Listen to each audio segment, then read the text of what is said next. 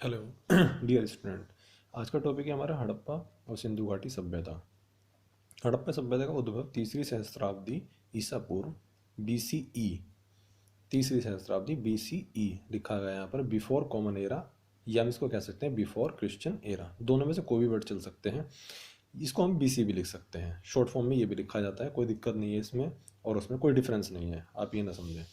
के मध्य में हुआ था ये, मध्य में यानी कि जब इस तीसरी सहस्त्राब्दी चल रही थी तब उसके मिड में, यानी कि यह एक कांस्य युगीन नगरीय सभ्यता थी। ठीक है, कांस्य युगीन या नगरीय सभ्यता जो वर्ड लिखा गया है, ये कांस्य युगीन का मतलब यहाँ पर ये है कि कांस्य जो धातु होती है उसको, उससे संबंधित, यानी कि उससे संबंधित यहाँ पर आगे इसमें आएंगे वर्ड्स जिसमें आपको पता लगेगा उस तरह के उसमें बर्तन या मूर्तियाँ बनाई गई थी इसके बारे में। तो ये इसलिए नगरीय सभ्यता कहलाती है कांस्य युगीन।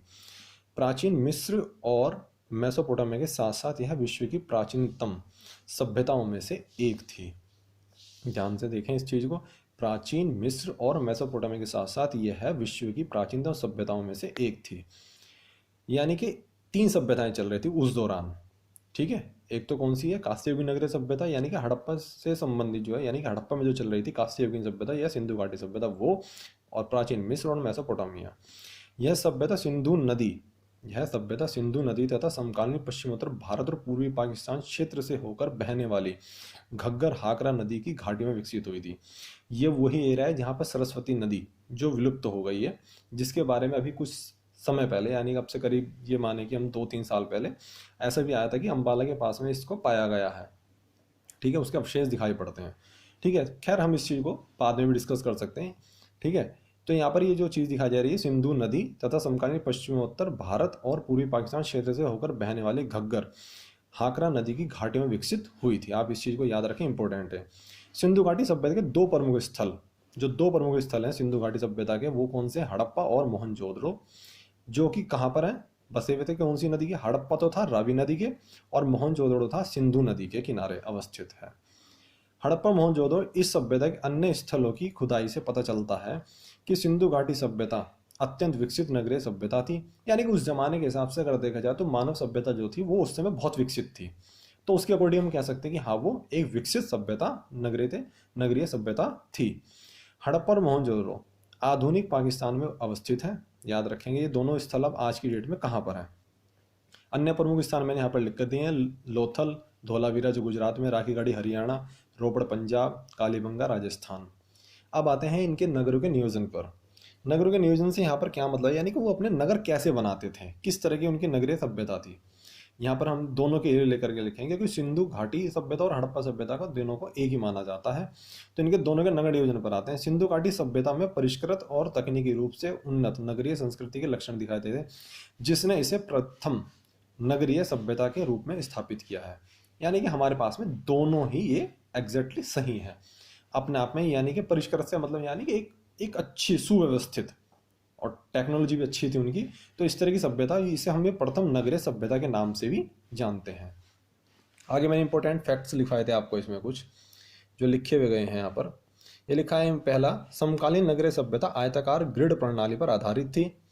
इस प्रणाली में सड़कें एक दूसरे को समकोण पर काटती थी। ये देखिए, एक दूसरे को समकोण पर काटने से मतलब ये है कि यानी कि चौराहा बन जाता है, यानी कि हर गली से जहाँ से हम सड़क से निकलते हैं चौराहा बन जाते हैं। जैसे कि आज का उदाहरण है, आज के उदाहरण में अगर देंगे तो भारत की ऐसे दो जगह है हमारे पास उदाहरण के तौर पर, एक तो चंडीगढ़ और आपके मेरठ के पास में नज़दीक में है हस्तिनापुर। अगर आप जाकर के देखें तो वहाँ भी ये आपको मिलेगा। इस सभ्यता के लोगों ने मुख्य रूप से, इस सभ्यता के लोगों ने मुख्य रूप से 3 प्रकार के भवनों का निर्माण किया था, निवास गृह, स्तंभों वाले बड़े हॉल और सार्वजनिक स्नानागार। ठीक है, ये आप याद रखें। भवन का निर्माण पकी हुई ईंटों से हुआ था, ये इंपॉर्टेंट है। यानी कि सिंधु घाटी सभ्यता और हड़प्पा सभ्यता में जो भवन के निर्माण हुए थे वो किस प्रकार की ईंटों से हुआ था, पकी हुई ईंटों से हुआ था। और इनका अनुपात भी है हमारे पास में 4:2:1। भवनों में मिली सीढ़ियों से पता चलता है कि 2 मंजिले भवन का निर्माण हुआ था। ऐसा कहीं कहीं पर पाया गया, तो उससे हम अंदाजा लगा सकते हैं कि शायद वहां पर 2 मंजिले के भवन का निर्माण हुआ हो। सामान्यतः नगरों का विभाजन गढ़ी या दुर्ग क्षेत्र और निचले नगर में हुआ था। गढ़ी कहें या दुर्ग क्षेत्र, यानी कि वो किलेबंदी की तरह बनाते थे ताकि वो बाहर की और जो चीजें होती हैं आपदाओं से बचने के लिए। ठीक है, ऐसा उनका मानना था, तो इसलिए वो दुर्ग टाइप बनाते थे ताकि उनके रास्ते जो है वो एक ही गेट से अंदर आकर के आदमी अंदर एंटर होता था और उसी के अंदर सारी व्यवस्था होती थी, बाजार, सब कुछ, रहन सहन, सब चीज़ें वहीं व्यवस्था होती थी उनकी। तो इसलिए दुर्ग क्षेत्र और एक निचला नगर, अगर कभी कुछ वैसी व्यवस्था बन जाती थी तो वो नीचे के हिस्से पहाड़ी क्षेत्र की तरह बनाते थे, उसे मिट्टी के ढलान से। मोहनजोदड़ो से एक सभा भवन के अवशेष भी मिले हैं, एक सभा भवन मिला है, मतलब जहाँ पर वो बैठ करके बातचीत करते होंगे, अपने कुछ निर्णय लेते होंगे, जो उनके सुपीरियर लोग होते होंगे, इस तरीके से। यहाँ से पुरोहित आवास भी प्राप्त हुआ है। जाहिर सी बात है, पशुओं के, हमें इस तरह के भगवान की, जो भगवान मानने पर बात है, उनके भगवान की तरह पूजते थे वो, लेकिन मंदिर नहीं थे उस समय पर, मंदिर के कोई अवशेष भी प्राप्त नहीं हुए हैं। ये याद रखें कि उस समय पर कोई मंदिर उपस्थित नहीं थे। मैंने आगे इस चीज़ को लिखा भी है, सिंधु घाटी सभ्यता के स्थापत्य अवशेषों से किसी भी स्थान से मंदिर स्थापत्य के साक्ष्य प्राप्त नहीं हुए हैं। आप इस चीज़ को याद रखें। ये पहली वीडियो है जो आपके आर्ट एंड कल्चर की है, अच्छे से इसमें जितना हम समझा सकता मैं आपको समझा दिया है, ठीक है। और आप इसको रीड करें अच्छे से अब।